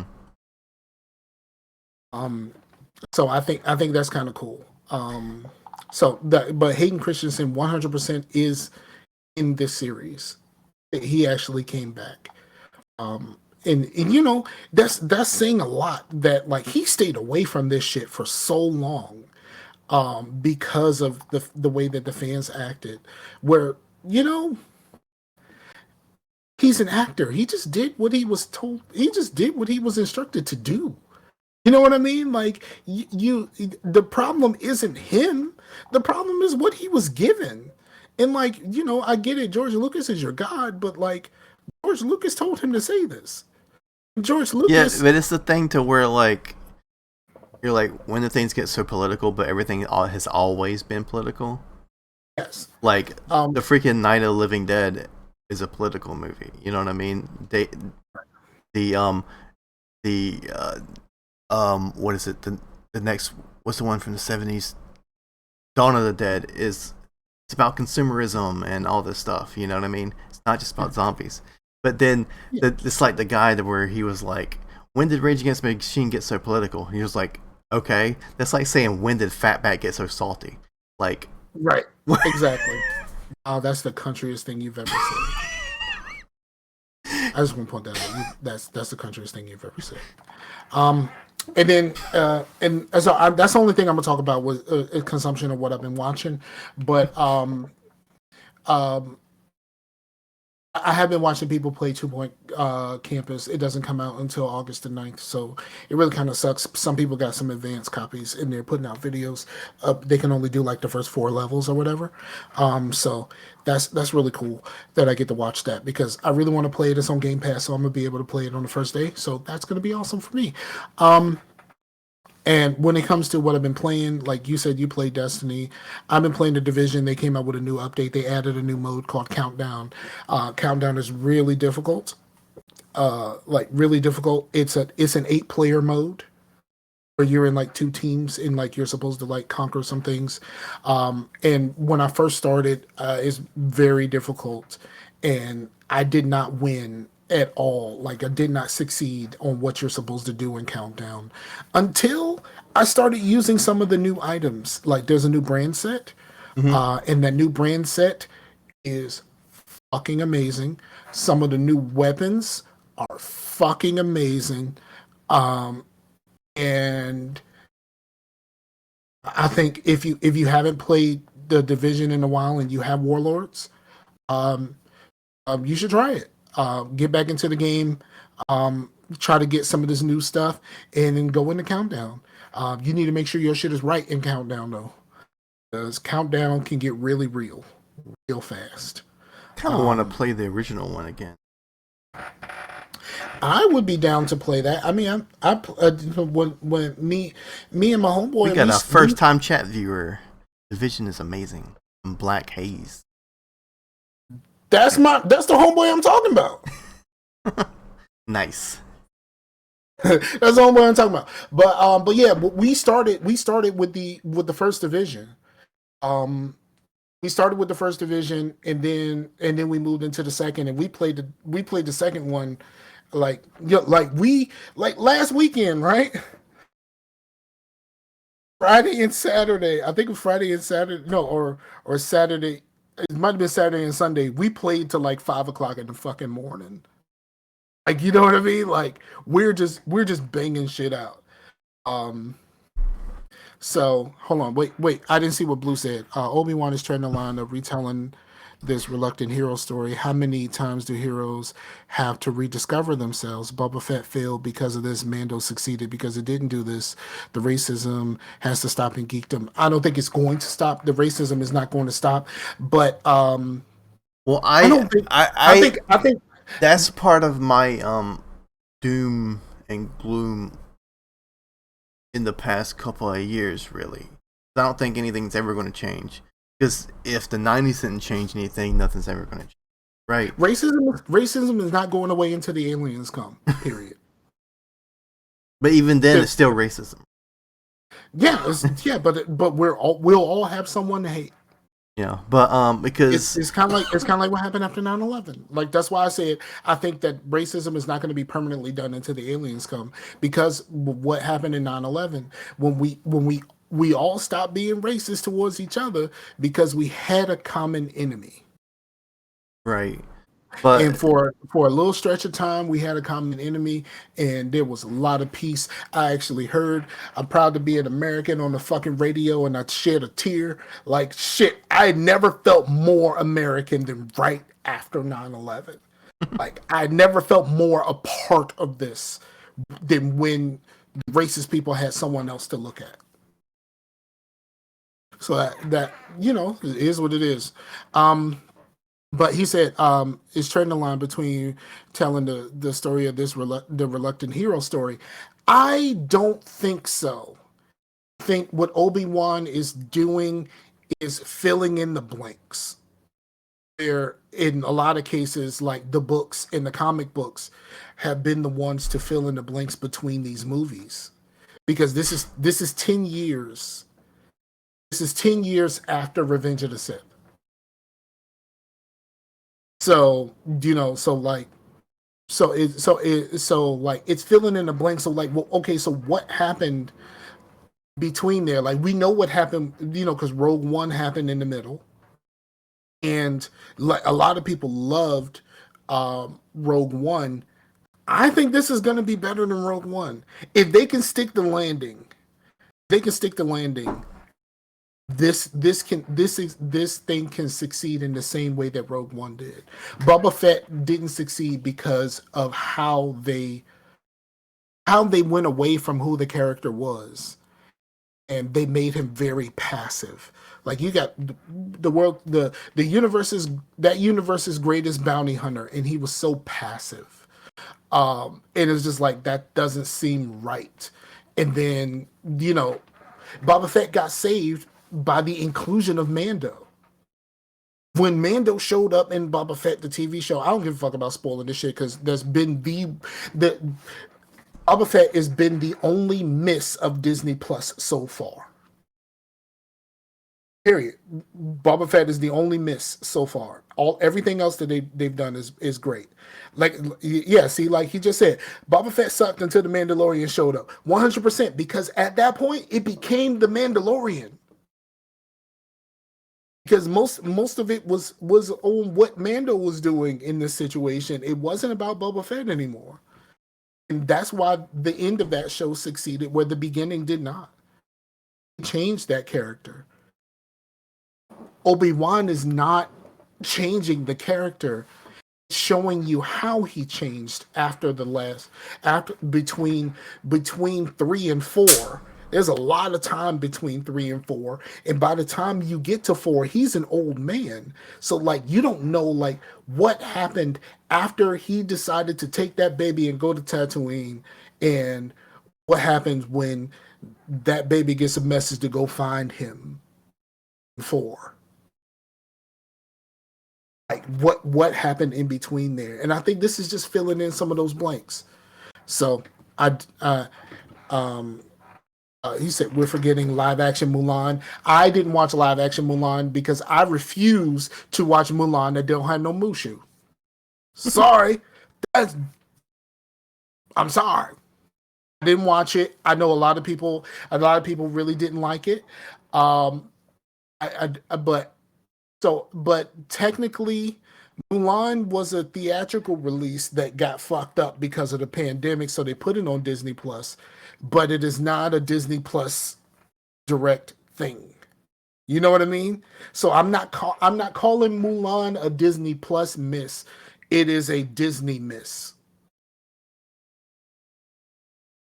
Well, people always remember the what Disney does that are good, but they always forget Disney has a lot of misses. I mean, how many sequels to like the freaking Little Mermaid are they? You know what I mean? A lot of the straight to DVD stuff, the straight to DVD sequels are a lot of misses. I definitely see that. But I'm saying Disney Plus and the shows that Disney Plus has put on since Disney Plus has been a thing. Boba Fett has been the only miss so far. I haven't watched some of the things that are higher than the other. Like I would say down there, but not necessarily a miss, is Hawkeye. I haven't heard bad things about Hawkeye. Hawkeye is not bad. It's a mid. You know what I mean? Like it's all right. You know what I mean? It's cool, but it is. I guess I haven't seen it yet, but when I would think about it, how can Hawkeye top WandaVision and Loki? I mean, those are so like. I mean, it can't. Yeah. How does a regular dude with a bow and arrow top something that's spectacular involving like magic and like multiverse stuff and things of that nature? I get it, but I thought it was okay. I enjoyed it while I was watching it. Will I ever watch it again? Likely not. I would be. Oh, I've been meaning to ask you this. Like you said that you don't like to go to the theaters because it's loud, but don't you listen to your music really loud in the car? Or is it different? It's different because I can control how loud. Like I think the movie theater is super loud. Like it's just How loud do you listen to your music in the car? On 18. 18? I think my car goes up. My max is 25. Oh. I think Well, like the I was like, okay, what? Because my yeah max is like 60, but yeah like I think my max is 25. I listen to everything on. I listen to pretty much everything about 18. But then again, you also have to keep in mind that I'm not completely closed in my car at any point. My window's always cracked at the very least because I vape. right. So, and I don't, and you know, when I'm around here, I live alone. So, like, why would I listen to everything with headphones on? Yeah. I mean, things of that nature. So, um, but yeah, Because Division is dope. Division is dope. You should try it. But how was your Destiny stuff? And then we can wrap this up.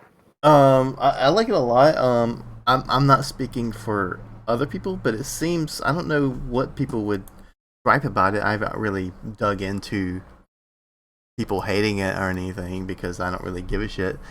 I like it a lot because they added a new area, which is kind of an old area come back new. It's an old raid.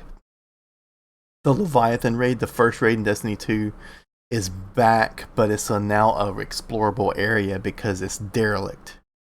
So you explore the derelict Leviathan, and there's a big public event that has multiple stages that you can do over and over and over to get loot and just do bounties, and it's super cool. It's a very cool.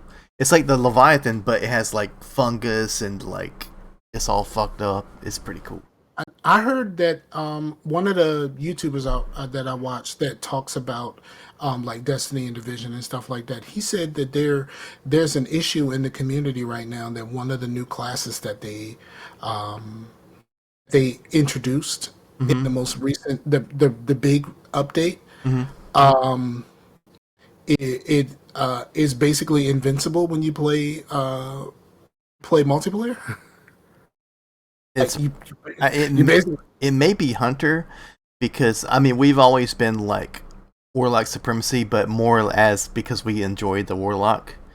But I mean, you don't kid yourself. Hunters have always been and always probably will be unless they completely take Hunters out of the game, been the OP of the Crucible because they're. I mean, in any multiplayer, the class that is the fastest is always going to win, right?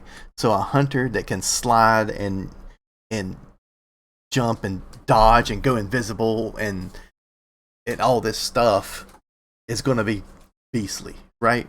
And I think they boosted the hunter even more to where it's even worse. are you playing any multiplayer, or are you just playing through the? I do play multiplayer. It's not my main deal, but I mean, I do because I mean, if you play 3 matches, you get a pinnacle. So I definitely do that, and I still enjoy it. And Iron Banner is back, and I think it's back for like it's almost a permanent thing for the rest of the season. I think because he's down like in the main tower versus being up in his little cubby. So I think it's an actual like event versus just it's Iron Banner this week. I got you. I never really did Iron Banner. I didn't play very much multiplayer at all. I played a decent amount of multiplayer in 1. I didn't love it, but in 2 I played very very little. Yeah. Well, versus multiplayer, but of course I play a lot of co-op. Yeah, I would love to get back into Destiny, but I'm not paying all of that money for fucking Destiny, bro. I'm just not, and I know that I can play some of the free stuff, but like that's just not enough. Right, but I mean the things that are free. I mean, Crucible is always free. The Vanguard Strike playlist is all like the playlists are free, but you just can't like do the main campaigns. And I would actually say if anybody's trying to get into Destiny, just say fuck the old shit and just get the new shit because the old shit might go away at some point anyway. So yeah, that's my biggest problem Destiny is sunsetting. But I don't like it. But then when I see what they did with Leviathan, it makes sense that they took Leviathan out because they brought it back, and it's like time has passed. It wouldn't make sense for them to be a living world, and there'll be, oh, you can do the Leviathan raid. Oh, but the Leviathans. But you took away something that I paid for. Yeah, I know. Then made me pay for it again in a different way. You know what I'm saying? That's my issue. Like, you took away something that I paid for. I think like, what would be better. Some of the original content. So, like, I just can't. No, fuck that. People wouldn't see it the same way, I don't think. But I think it would be better if all the content was free as long as you had a subscription. If you were paying, even if it was yearly, monthly, or whatever, maybe you can pay by the year, and you had to take away content, put in content, cycle out content, and it's part of your subscription. I think that would sit better, because I think that's what they're doing now. Like, when you're paying to get access to the current season and content, you're paying for Destiny right now. It might not be there before. When you paid for Shadowkeep back in the day, you were paying to play it then. I understand that for things that's like World of Warcraft and stuff like that. But the problem is they've always said that this isn't an MMO, which is fucking false. This is a stripped down MMO, but it's still very MMO-ish. Right. We were calling it MMO light back then, but I think the term that has caught on to what this MMO light thing is that Destiny created is games as a service. Yeah, that's the reason why. That's the reason why Sony bought them. Because Sony doesn't have a games as a service like. Apparently, they want to come out with different games as a service, and they're going to use Destiny as like the base, and like use their knowledge from making Destiny as a base for what they're doing. Yeah. So, yeah. All right. I think we hit it on the head. I think we got. Shit, we're just short of 2 hours. Yeah. And I think we hit it. So, like, thank you everybody for checking us out. Shout out to the chat. Shout out to Blue and Black Haze. Check out Black Haze's podcast. I was on an episode. It got pared down a lot, but that's the homie. So check out his stuff. You can find it mostly on Facebook. There's some YouTube stuff. I could probably get a link and put some of the YouTube stuff in the chat. I mean, in the show notes. There we go. That. If I remember, I'll put that stuff in the show notes so you can check out his content. Blue needs to start coming out with content again. We're gonna put that on Blue. We're gonna start bothering Blue about that. Maybe he can be a part of the reaction. That would be cool. I don't have a problem with it. But I mean, we'll have to get all of that stuff like really. Because Blue a busy man, so like I don't know if he can be a part of that, but we need Blue back on his microphone, man. He can't be holding the whole legacy of OFR on his back and also actually podcasting, can he? Can he? I mean, he can. That doesn't mean that he will. How about that? So anyway. Again, thank you everybody for checking us out. We will be back in your ear holes. Are we gonna do next week, or are we gonna do another 2 weeks? Because we skipped a week. We can do 2 weeks. Fuck it. We can do 2 weeks. That'll give me more stuff to talk about, because I really want to take some time. Like the new content in Division has taken time away from my NBA Live playing. So I want to get back into some more NBA Live, and I really do want to play something else. Like, I really do want to play something else. I have been itching to really sit down and really learn Project Hospital. Project Hospital is a PC game. I don't really like playing PC games. I don't really like sitting here at my PC. But I think I might actually try to get into that. I played a little bit, but it's a game that's way more complicated because it's actually a real hospital and real hospital stuff, as opposed to something like Two Point Hospital where it's all wacky. Right. But Blue actually bought me that game a long time ago, and so I really want to really put some time into it because Blue actually bought that for me. So yeah, I'm gonna do something. I don't know what. I really want to play some more RimWorld. I really want to play some more Banished. I want to go back to some of my old PC games that I really like. Well, And well, I really do. Planet Zoo's part of the Humble Bundle this month. Well, May, so it's about to go away. But Um, I think I watch people play that. That's a little bit complicated. Um, it's a little complicated for me. oh yeah, Just a bit, because I watch people who really know how to play that game, in the way that they have to put together like little pieces of stuff to like make new stuff. It's like super fucking complicated, and I'm just like, I don't know if I have that much patience. Because they actually came out with Planet Coaster. Planet Coaster, I don't know if it still is, but I know it was, the console version was on Game Pass, and I was just kind of like, that game is too fucking complicated, especially for a fucking controller. Like, no, thank you. Oh, it finally came back. Your sneeze finally came back. Um, so like maybe I do want to play some. I do want to play some stuff. You know what? Because of the okay, because of Obi-Wan, right? mm-hmm. I am super interested in uh the Jedi Fallen Order game now. I like that I'm, game. I haven't finished it, I'm but that's a really good game.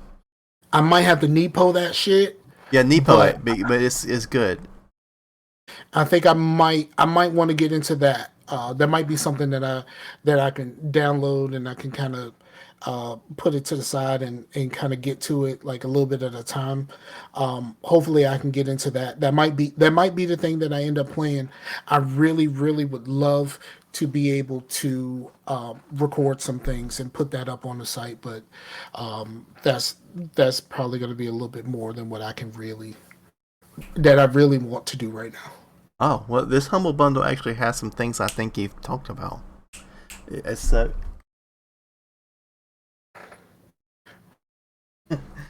Um, it had well the Planet Zoo is got Bikini Bottom or Hydrated or whatever, Command and Conquer Remastered Collection, and Spellcaster University, which you've talked I about. have, I definitely have Spellcaster University. Actually, one of the reaction channels that I watch are the people that play games.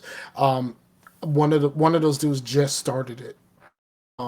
He just started it, and he is awful at it because this is his first time, so I gotta let it go. But he is awful at Spellcaster University, like really fucking bad. So, so yeah, I think I think that's it. I think we made it. Thank you, everybody. We'll be back in your ear holes in 2 weeks, or if we come up with what we're gonna do for the reaction stuff, we might bring out some little bit of content here and there. Go to the Discord. The Discord is where we really actually like speak and like do things.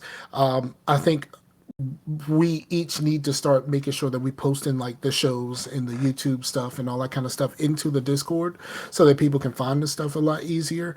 It just got posted that we were live at 8:26. Yeah, yeah, it posted a live stuff. It posted a live stuff, but like the edited versions and all of that kind of stuff. So like when people go to share it and things of that nature, they know where to go. Yeah. And I think Discord is probably going to be the place for a lot of things. Actually, they had a thing on the Epic Store where you can get a free month of Discord Nitro. Oh yeah, I haven't redeemed that yet, but But I Game Pass has a 3 month Discord Nitro. okay. I wanted to try it because you can get 1080 video out of our. I wanted to see if our podcast looked better because of the 1080 video. Okay, sure. All right. Well, peace out to the Warriors. We'll be back in your ear holes when we get back. We're going to try to figure out some more things to do. Is the video paused? No, it was just paused on my screen. It was just paused on my screen. I don't know what's going on with my screen. But again, thank you all. Peace out to the Warriors, and we'll see y'all on the Get Back. Later.